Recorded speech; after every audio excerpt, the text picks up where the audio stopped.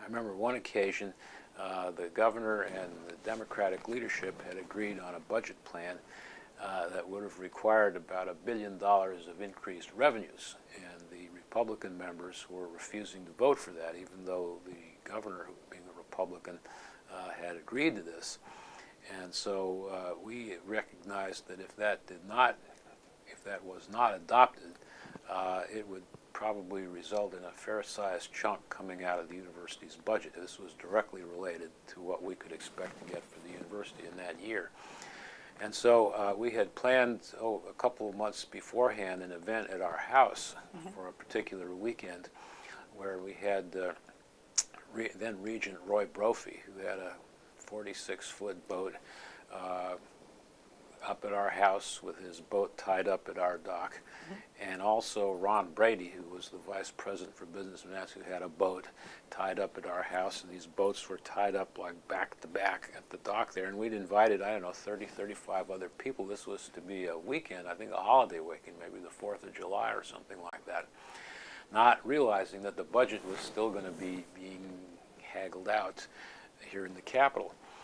And so, I had these guests arriving at the house while I was down here, and then I started to think about it. I said, how am I more likely to get votes for this thing, by hanging around here knocking on doors, or going back home and working with Mr. Brophy, who at that time was a major figure in the Republican Party. Remind me to say something about his role in the affirmative action issue later. But Mr. Brophy, who at that time was a major figure in the Republican Party and very, very close to the governor. So I decided that we could probably do more work from the House than we could do down here. So I went back out and I took a little roll call and explained the issue to Roy. And he just loved to be helpful wherever he could anyway.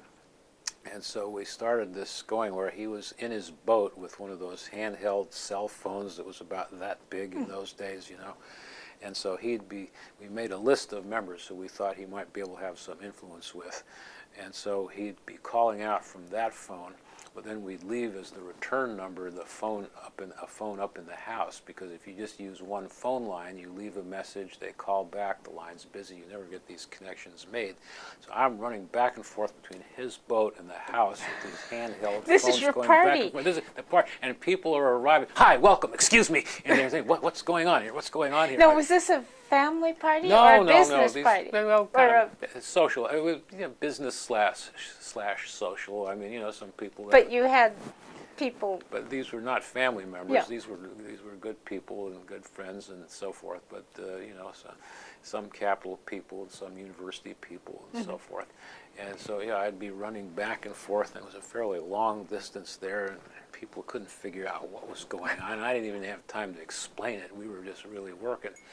And I remember at one point he got a hold of one legislator from the Central Valley, and he said, "Hi, this is Roy Brophy calling. I'm chairman of the Board of Regents, and I'm out here at Steve Arditti's house. And I understand you're not voting for this budget package with the revenue in it." "Oh, that's right." He says, "Now, I understand you're interested in having a new UC campus down your way. Is that right?" "Well, yes," says this person. "Well, how do you reconcile that with not voting for this revenue package?" Anyway, we went through that for a couple hours, and it had been like 5 or 6 votes short.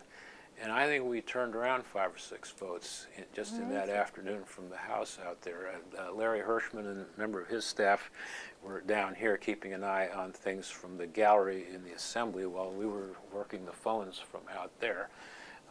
And that's how that happened. And this was a vote on the total budget, On the total state budget. Total state budget. Yeah. But it was. But you were a part of it. But we were a part of it, and in order for all the things in it to be funded, it required about $1 billion of additional revenue.